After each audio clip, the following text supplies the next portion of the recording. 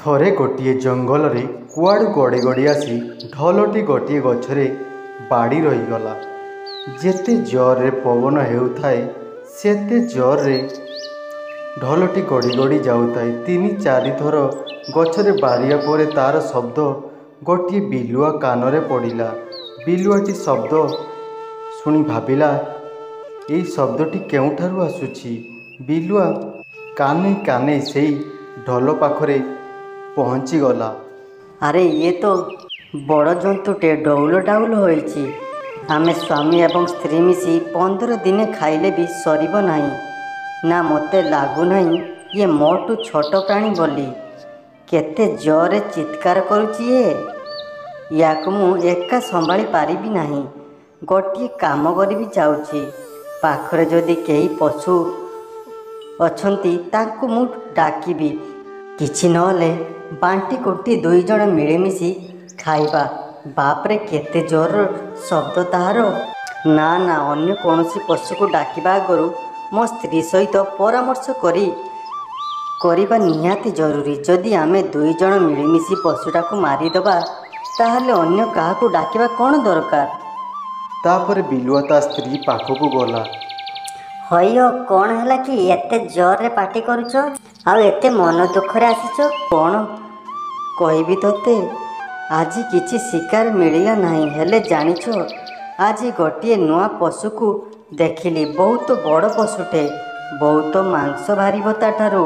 ଆମେ 2 ଜଣ ଆରାମରେ 15 ଦିନ ହେଲେ ତାକୁ ଖାଇବା।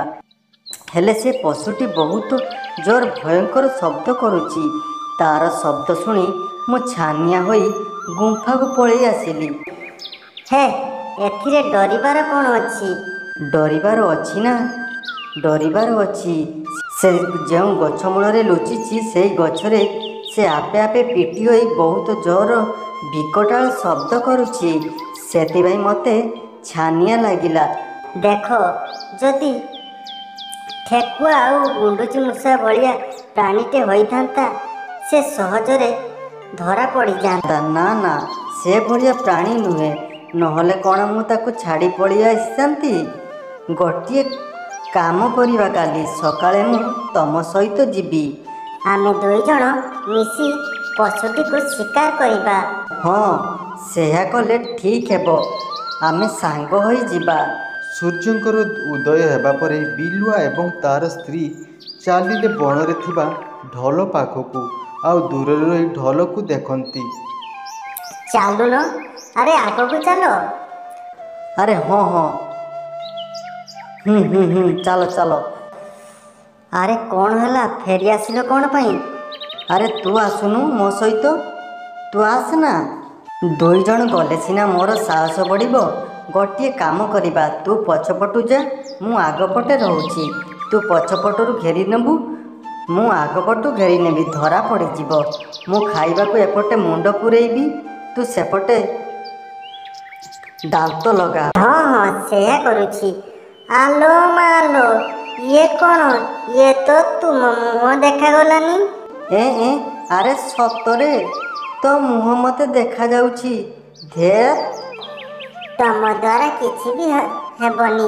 ବିଲୁଆ କୁଳରେ ଜନ୍ମ ନେଇ ତମେ ଏତେ ନିର୍ବୁଦ୍ଧିଆ ହେଲେ ଚଳିବ? ଏଇଟା କି ଜିନିଷ ନାହିଁ, କି ଜିନିଷ? ତମେ ମୋତେ ଶିକାର କରିବା ପାଇଁ ଏଠାକୁ ନେଇ ଆସିଛ? ଆସ ମୋ ସାଙ୍ଗରେ ଘରକୁ। ତମକୁ ଆଜି ଦଉଛି ପାନେ। ମୁଁ କାଲିଠୁ ଉପାସ ଅଛି। କହିଲ କ'ଣ ନା ବଡ଼ ପଶୁଟେ ଅଛି, 15 ଦିନ ଖାଇବା। ଧେତ୍।